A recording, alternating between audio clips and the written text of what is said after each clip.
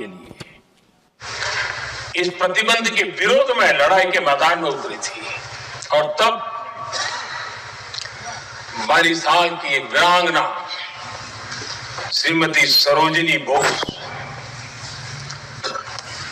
जिन्होंने उस जमाने में वहां की भावना को देखिए कि वंदे मातरम जो प्रतिबंध लगा है, जब तक ये प्रतिबंध नहीं हटता है, मैं अपनी चूड़ियां जो पहनती हूं निकाल दूंगी। भारत में वो एक जमाना था, चूड़ी निकालना यानी महिला के जीवन की बहुत बड़ी घटना हुआ करती, लेकिन उनके लिए वंदे मातरम की वो भावना थी।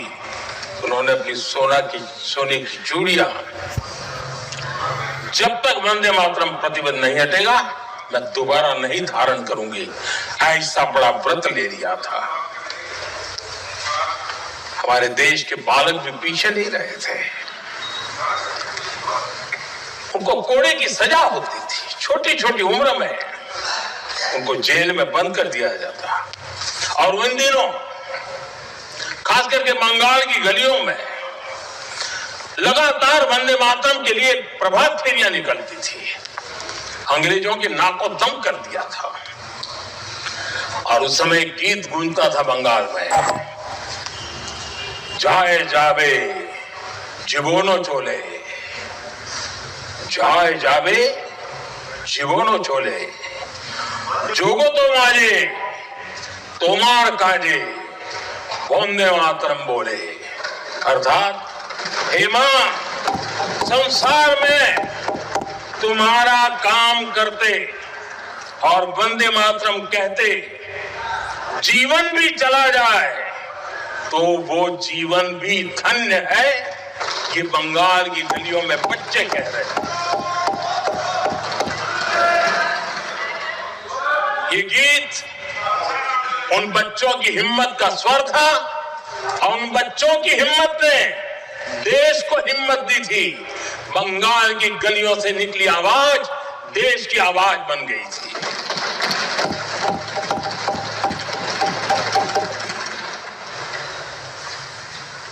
उन्नीस 1905 में फरीदपुर के गांव में बहुत छोटी छोटी उम्र के बच्चे जब वंदे मातरम के नारे लगा रहे थे, अंग्रेजों ने बेरहमी से उन पर कोड़े मारे थे। यानी एक प्रकार से जीवन और मृत्यु के बीच लड़ाई लड़ने के लिए मजबूर कर दिया था। इतना अत्याचार हुआ था। 1906 में नागपुर में नील सिटी हाई स्कूल के उन बच्चों पर भी अंग्रेजों ने ऐसे ही जुल्म किए थे। गुनाह यही था कि वो एक स्वर से वंदे मातरम बोल करके खड़े हो गए थे। उन्हें वंदे मातरम के लिए मंत्र का महत्व अपनी ताकत से सिद्ध करने का प्रयास किया था। हमारे जांबाज सपूत बिना किसी डर के फांसी के तख्त पर चढ़ते थे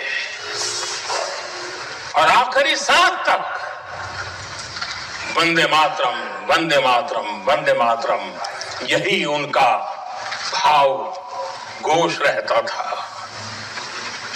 खुदीराम बोस, मदनलाल ढींगरा, राम प्रताप बिस्मल, अशफाक उल्लाह खान, रोशन सिंह, राजेंद्र नाथ लाहिड़ी, रामकृष्ण विश्वास, अनगिनत जिन्होंने वंदे मातरम कहते कहते फांसी के फंदे को अपने गले पर लगाया था। लेकिन देखिए, अलग अलग जेलों में होता था, अलग अलग इलाकों में होता था। प्रक्रिया करने वाले चेहरे अलग थे, लोग अलग थे। जिन पर जुल्म हो रहा था उनकी भाषा भी अलग थी। लेकिन एक भारत श्रेष्ठ भारत, इन सब का मंत्र एक ही था, वंदे मातरम।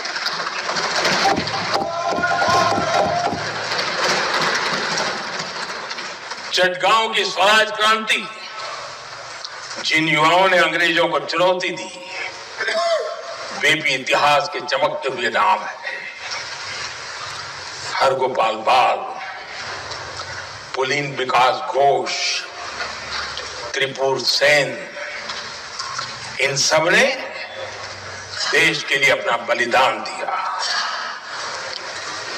मास्टर सूर्य सेन को 1934 में जब फांसी दी गई तब उन्होंने अपने साथियों को एक पत्र लिखा और पत्र में एक ही शब्द की गूंज थी और वो शब्द था वंदे मातरम।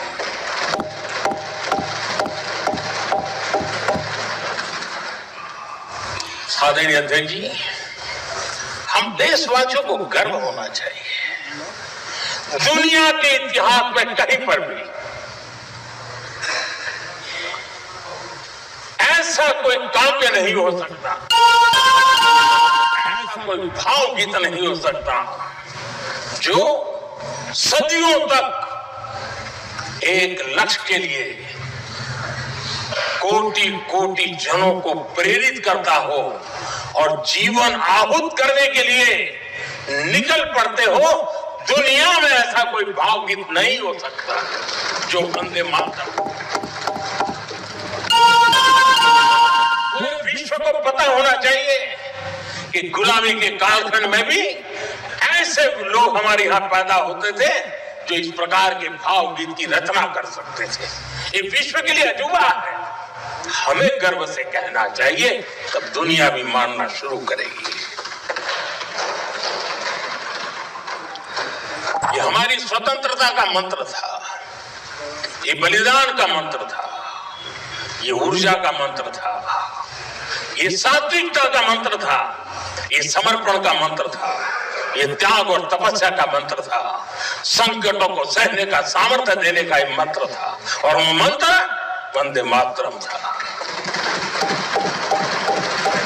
और इसलिए गुरुदेव रविंद्रनाथ टैगोर ने लिखा था, उन्होंने लिखा था, एकी सूत्रे बांधी आछी सोहस्टोटी मौन, एक ही कार्य सौंपी आछी सहस्त्र जीवन वंदे मातरम। अर्थात एक सूत्र में बंधे हुए सहस्त्र मन, एक ही कार्य में अर्पित सहस्त्र जीवन वंदे मातरम। ये रविंद्रनाथ टैगोर जी।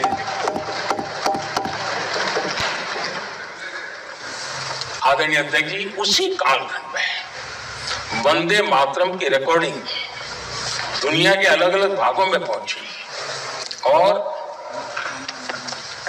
लंदन में जो क्रांतिकारियों की एक प्रकार से तीर्थ भूमि बन गया था, वो लंदन का इंडिया हाउस, वीर सावरकर जी ने वहां वंदे मातरम गीत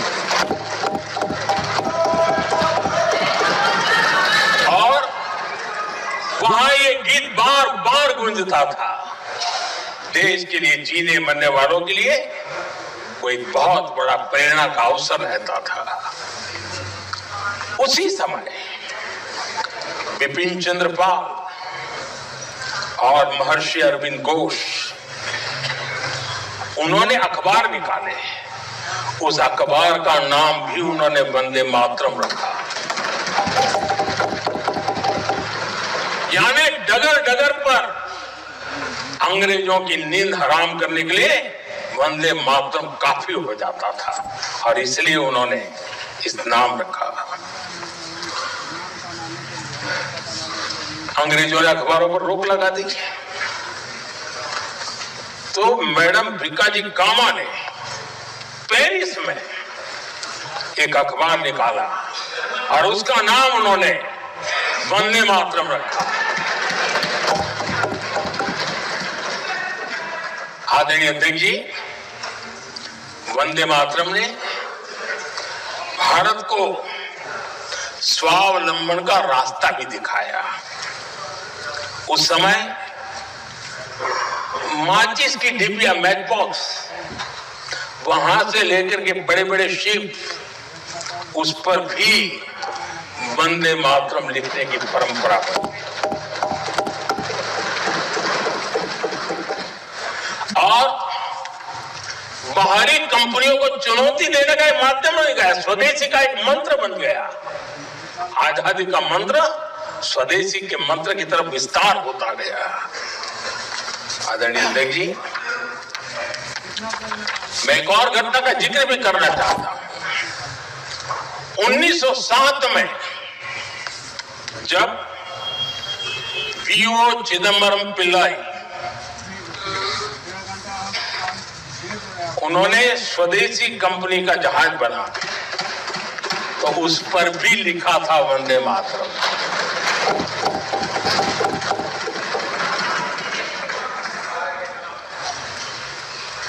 राष्ट्र कवि सुब्रमण्य भारती ने वंदे मातरम को तमिल में अनुवाद किया, स्तुति गीत लिखे।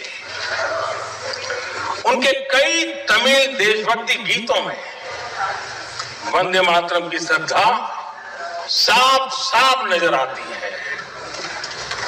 शायद सभी लोगों को, हो सकता है तमिलनाडु के लोगों को पता हो, लेकिन सभी लोगों को ये बात का पता ना हो कि भारत का ध्वज गीत वी सुब्रमण्यम भारती ने ही लिखा था।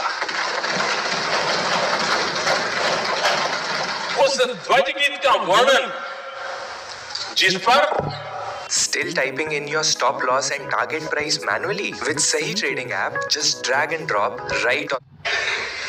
इस ध्वज गीत का शीर्षक था ताइन माणी कोड़ी पारीर, तांदु पणिंदु पढ़िंद्रु वारी।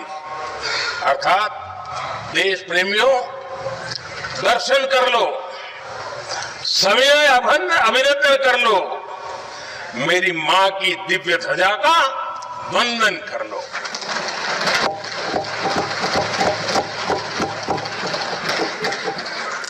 आदरणीय अध्यक्ष महोदय, मैं आज इस सदन में वंदे मातरम पर महात्मा गांधी की भावनाएं क्या थी वो भी रखना चाहता हूं। दक्षिण अफ्रीका से प्रकाशित एक साप्ताहिक पत्रिका निकलती थी, इंडियन ओपिनियन, और इस इंडियन ओपिनियन में महात्मा गांधी ने 2 दिसंबर 1905 जो लिखा था उसको मैं कोट कर रहा हूं। उन्होंने लिखा था, महात्मा गांधी ने लिखा था, गीत वंदे मातरम जिसे बंकिम चंद्र ने रचा है पूरे बंगाल में अत्यंत लोकप्रिय हो गया है। स्वदेशी आंदोलन के दौरान बंगाल में विशाल सभाएं हुई जहां लाखों लोग इकट्ठा हुए और बंकिम का यह गीत गाया। गांधी जी आगे लिखते हैं, ये बहुत महत्वपूर्ण है। वो लिखते हैं, ये 1905 की बात है। उन्होंने लिखा, यह गीत इतना लोकप्रिय हो गया है जैसे ये हमारा नेशनल एंथम बन गया है।